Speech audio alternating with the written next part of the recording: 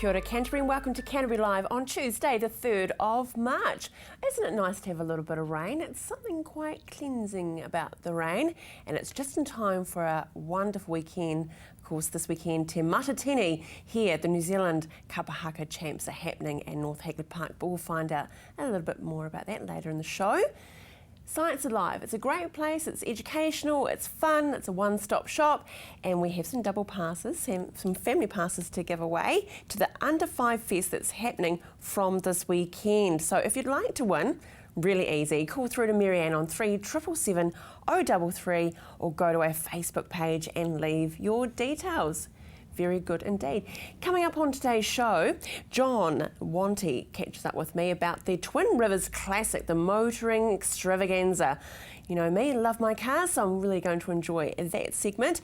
And Pete Dawson is here from the RSA, and we're talking about the new opening of their new building, as well as other things, and of course, Anzac Day is approaching. But first up, and also, we talked about Te Matatini. Yes, we catch up with two of the key organisers. It has been 29 years since it's been here in Christchurch. Amazing. So I look forward to hearing about how all the organisation's going for that. But as promised yesterday, we talked about toasted sandwiches and garlic bread with Nicola Freya with Nourish.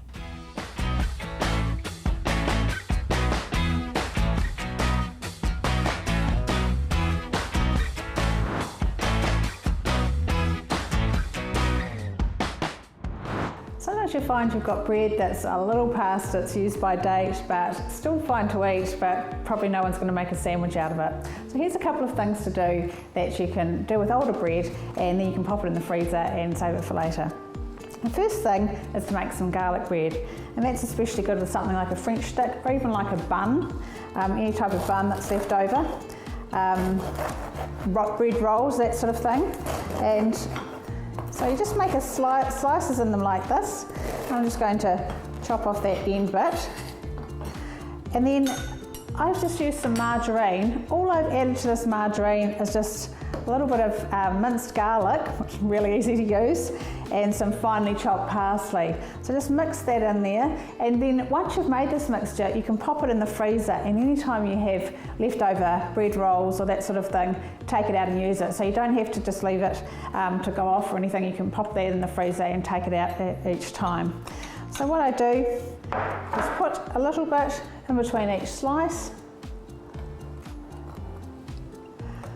and so on, all the way along. Just a little bit in each one. And then what I do is just wrap it up in some tin foil, like a little parcel, like what you would see if you went to a restaurant. And just wrap it up like this, like a little parcel, and the ends get twisted round under the bottom like that.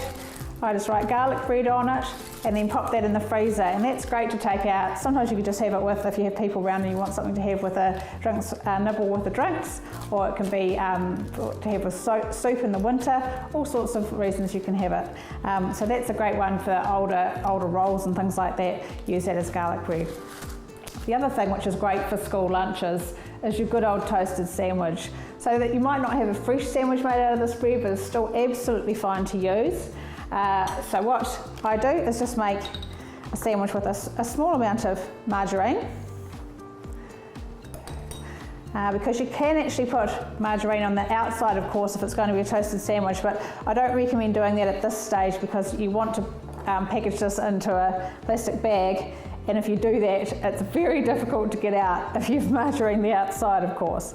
So just to help it stick together, I put some margarine just on the inside, and on one of these are just the most simplest versions, but of course there's all sorts of things. People have all different ideas about what they would like in their own toasted sandwiches, so I'm just doing green onion and cheese, and also chili sauce and cheese. So you just make them up like so, and same with these guys here, a little bit of cheese, and then pop that top on there. So, and I've done one whole grain and one white. You can do it with rolls, you could do it with anything, but remembering that you want to be able to fit it into the toasted sandwich maker when you get to school. So probably more students who are in the older years who have the ability to actually use a toasted sandwich maker at school. So then what I do, just pop them in a sandwich bag, seal that, and pop what's inside it, of course. You need to put what's inside it and the date, and pop that in the freezer, and do the same with this one. And then, as I say, so they don't have the margarine on the outside, so when they come out, when they're frozen, you can actually add the margarine, or when they come out at school, and then pop them straight in the toasted sandwich maker. They're actually fine without the margarine on the outside as well anyway. So they're a really good thing for the lunchbox. Keep them frozen, take them out on the morning that they're going to have them for lunch, and they're thawed by the time they get to school, all ready to go. Absolutely delicious. So you've got your garlic bread, toasted sandwiches. The only other reason you should be getting rid of your old bread is to the ducks.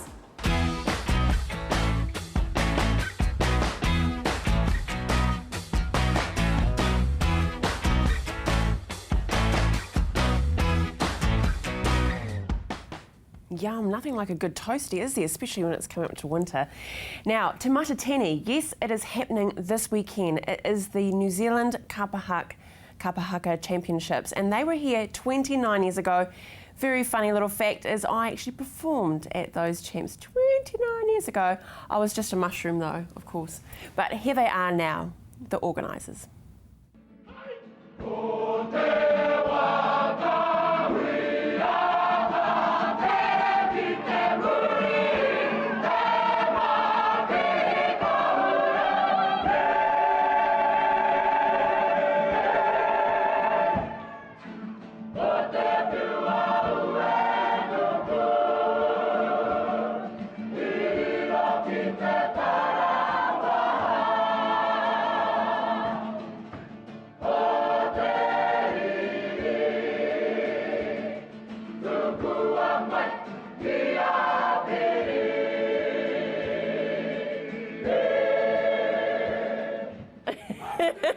We're just critiquing the performance, but ladies, so that was the winner last time in Christchurch, well, 1986. 1986. Their first competition, and they won it in 1986, wow. And they're the current reigning champions. And I'll tell you something just quietly, and I'll have to find the picture, but scary enough as it is, 29 years ago, I was actually in those in Christchurch, a very white one on the end from Southland, but I was still there with Te Arahanui from Southland, so that's awesome.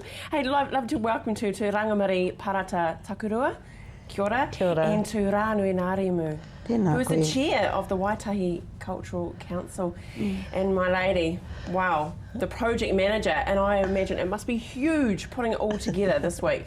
Yes, fortunately we've got a great team that's been working on it for some time now, so we've had 3 years basically of full-on planning to get ready for this event, which is the Olympics of Kapahaka. The Mecca, isn't it? Yeah, it is. Yeah. So 29 years ago it was in Christchurch. Yeah. Can you believe it? It's amazing. And 24 more years until it's back in Christchurch. So tell us what we can expect then with the performances this weekend. Well, I think it's going to be really exciting. We can expect to see winning teams such as Te Wakahuia and teams from, we've got 11 regions, teams from Australia are already here. The team from Perth is here, and there's a team from Sydney that's arrived, and wow. They're coming from all over the country, and each will be competing, have their time on stage to show the best of what they can do. And it's quite dramatic. We're just looking at the performance before, and it is very theatrical. It is. And a little bit of opera, the stance and the eyes and the look. And there's increasingly more props and things coming on stage now, so it really is, it's a spectacular show, every team that comes on that stage. There's 45 teams going to be competing, which is the largest competition, Te Matatini competition yet. So that's 15 teams performing a day and out of those 15, 3 make it through to the finals day on Sunday, which is, it's a truly spectacular day. Yeah. And it's an event for the whole family to go along to, isn't it, Rānui? Absolutely. There's something there for everyone. There's not only a feast of kapahaka, but we've got a food area, Te Pātaka o Rākai Hautu, which there'll be a wonderful array of Māori Southern style food, and there's an area for our children and whānau to go to rest and relax and just chill out for a while before they come back for some more kapaka. Oh, but that marae feel, you got some mattresses you're going to lie out as well? Well, we haven't gone quite that far, but there'll be plenty of space for people to relax and look at and take in and enjoy the other events that are happening around it. Well, there's a great website, it's tematatini.co.nz, that's TEMATATINI. Just Google it, there it goes there, wonderful. Go on there and you can find out more information, but it's happening from the 4th to the 8th of March in North Hagley Park. It's going to be sensational, absolutely sensational. And if you've never been to an event like this, it really moves you. And it just brings out everything in everyone, doesn't it, really? And it's really important to us for down here, we very rarely get to see this. And so people might be a little bit unsure that they'll know what's happening. Right. But we have a service that's on site which is called Hakarongo Mai, which you can tune into on your smartphone, or and it's just a translation of what's happening on the stage and an explanation of what's happening as each performance goes through. So, but you'll be able to tell without, it's like going to the opera that's being sung in Italian.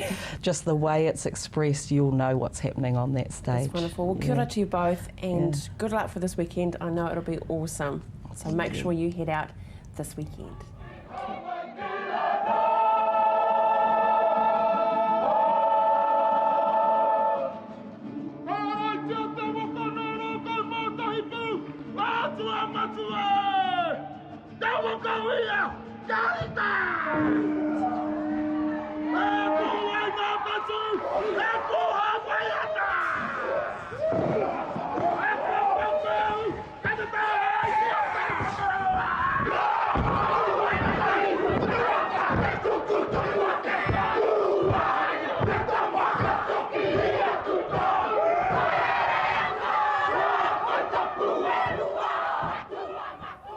That's it, Te Matatini happening this weekend at North Hagley Park, and we, thanks to the team, have some passes to give away. So simply call through to Marianne on 3777 033 or go to our Facebook page and leave a message. It'll be a fantastic, fantastic weekend, so make sure you embrace that.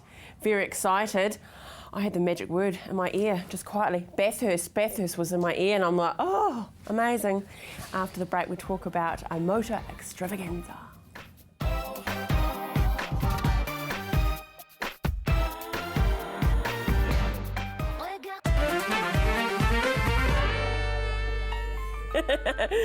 Oh, it's so funny. John is talking sweet nothings in my ear when he's talking about Bathurst and about V8s and all those wonderful things. We're going to see some classic cars this weekend, aren't we, at the Twin Rivers Motoring Extravaganza? Well, I hope so. Last year we got 357 cars all up, but we're really trying not just to have classics. That's why we've called it Motoring Extravaganza instead of the classic car thing that we had last year, because we want to get people with hot rods and military vehicles and utes and just anything. Yeah, anything that's interesting, yeah. Because most sort of events are one-make events or something like that, whereas this is a chance for everybody to come and see a total mix of cars. We've got bits of everything there. So you're not just going to see Alphas or Jags or Fairlanes or something like that. You're going to get the lot. And there's nothing bogan about it, tell you what, loving a car, is there? No, not when you're wearing a tie. We're not bogans. It's. I saw your black jeans before, just quietly.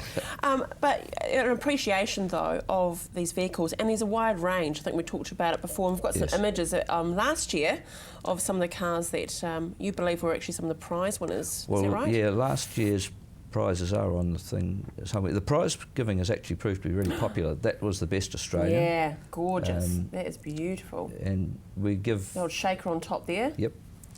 It's a 1-year subscription to Classic Driver magazine for the prize for each prize awarded. That's the best Japanese. That's in 180B, is it? I think it might be. Yeah, I'm not too sure. Little sister had one of those. And there was a Jag. That was the best American. That Dodge Charger. There's a Jag tucked in there that was the best British. So we've got best American, best Australian, best British, best European and best Japanese, and that was car of the show. Oh, no V8 inside. No, not a V8. So what? That's That's an international. That's a 1908 International. It was rather spectacular. Great big wheels, and that's a good example of how we just want different cars. Yeah, and it's a family event as well, isn't it? Yeah, this year we're not running the parade because we had too many people commenting about the poor roads and cars overheating and so on. So this year we're turning it into a static event. So we're putting on extra entertainment, bouncy castle for the kids and so on, because we want to get people to come and stay. There's a bit of a novelty this year with this head shaving. The Weaver family. Yes, tell us about that. Yes, they've got a young kiddie who's just been diagnosed with cancer, and of course they're getting a lot of support from Child Cancer Foundation, and they're all shaving their heads in sympathy. So that's actually happening at 1 o'clock on the stage at the show. They asked if they could do it at the Twin Rivers because they were car buffs themselves. So that'll be an interesting spectacle. But we've also put on extra singers, extra band this year. Oh, that's great. Just to fill in the day, really, and hopefully keep people happy. Yeah, well, you just glossed over a little bit there, but the money raised is going towards child cancer. Yes, this is the Child Cancer Foundation. We've run it for them for the last 3 years. We've raised about $32,000 over the last 3 years for Child Cancer Foundation. So this year we hope to do even better, because we're just hoping for good weather. The last 2 years the weather's been a bit off, and we think it probably affected the number of people that turned up. But hopefully, if we get good weather, we'll be right. Oh, well, with all those wonderful cars out there, it won't dampen the spirits at all in case if there's a little bit of rain. And the Rotary Club of Avonhead have run this for the last around 10 years. Yes, we've run it for about 10 years. It was started by a chap called Trevor Stanley in 1999. We picked it up about 10 years ago. I've been personally involved for about 3 years. Paul Kelly Motor Company's been our primary sponsor for the last 4 years, maybe 5 years, I think. And then we have a whole lot of other supplementary business sponsors. And of course Classic Driver have come on board with all these prizes. And Maguire's. Best in Show's the one to win. So let's get some details. It's happening this Sunday, the 8th of March, at the A&P Showgrounds in Curlitz Road. Yes. It is $15 per car. Per car, whether you are a spectator or whether you are an entrant.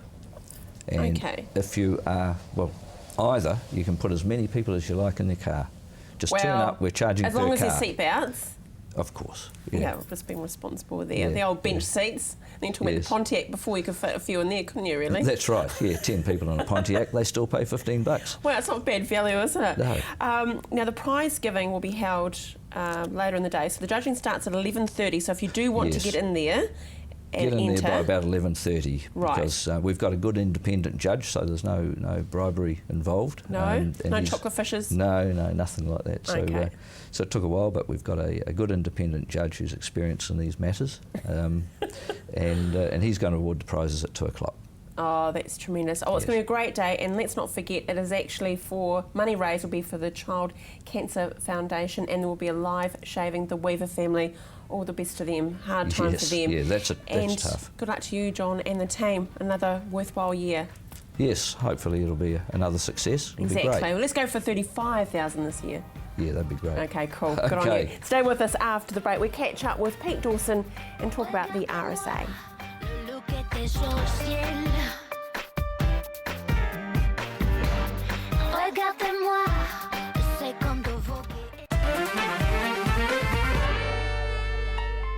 We're just giggling. See if we can do it in this glass, you know. Pete's looking a bit like Moses at the moment. He's going to part the water in Canterbury Live. I hope not. The water sprinklers don't go off.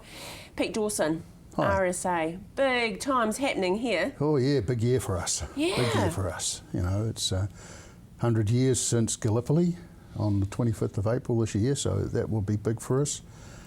December this year, it's our centenary. We were formed in 22nd of December 1915 by the first wounded to return back from Gallipoli.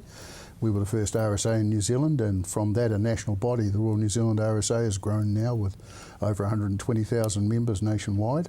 So yeah, it's a very big year, and of course this year as well, we've finally got round to replacing our RSA that got bowled in 2011 with a $6.5 million building down there in Armour Street on the original site.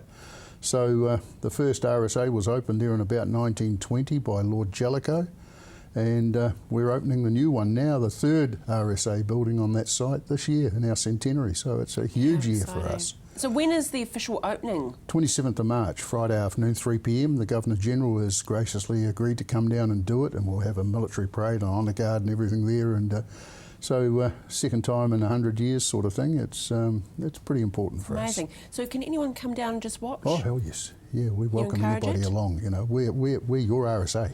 Yeah. Yeah, that's it. We're People part forget that, don't they? They think that, you know, unless you fought, then, you know, you're not a part of it. But you, no. we've all had It's family members. Part of our community. Yeah. I mean, if you look at 105,000 New Zealanders went to World War I out of a population of 1 million. That's 10% of the population, and of that, 18,500 never came home. So when you think about the sacrifice that was made 100 years ago, it's chilling, and it shows that every family in New Zealand has a history, as this shows. Well, you know, show that beautiful bevy right there. This is an example of the wall. We've talked about it before with Pete, is that you can actually put up your loved one on the wall of remembrance at the RSA.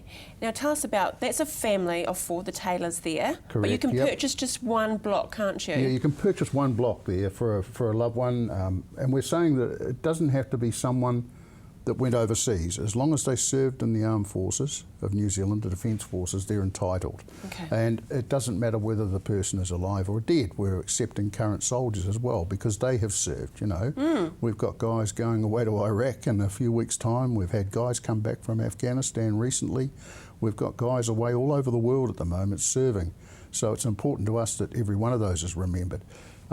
Yeah, so you can have, this one for example has got 4 family members there, 2 from World War I and 2 from World War II. And as the plaque shows, you've got their name, their service number, their rank, their name, plus any, on the end there would be any decorations such as Victoria Cross. We've got 3 Victoria Cross holders on the wall. Amazing. And it's $500. And it's $500 donation to help pay for the new RSA and the Remembrance Courtyards. So. Pretty cheap pickings to be a part of history, though, when you Well, say Pete. it's there forever, and Exactly. you know, touch wood, you know.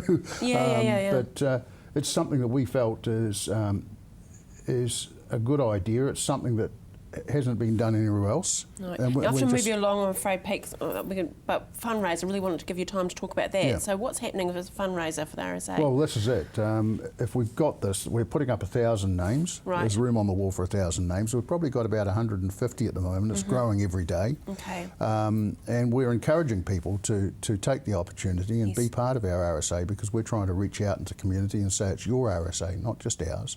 Yeah. You know, for too long the RSA's been a very... The untouchable. Well, yeah, but a very introverted organisation. But people don't realise how much we actually give to the community each year through our welfare grants and what have you. So we're a big part of our central city community, and we want the city to be part of us. Right, so we're sitting at home and we know that we want to put our loved one up on the memory wall. We contact the RSA. Well, you can either contact the RSA or you can go to our website at www.Christchurch RSA, that's the full word Christchurch RSA, one word, .org.nz, and it can be done online through credit card payment.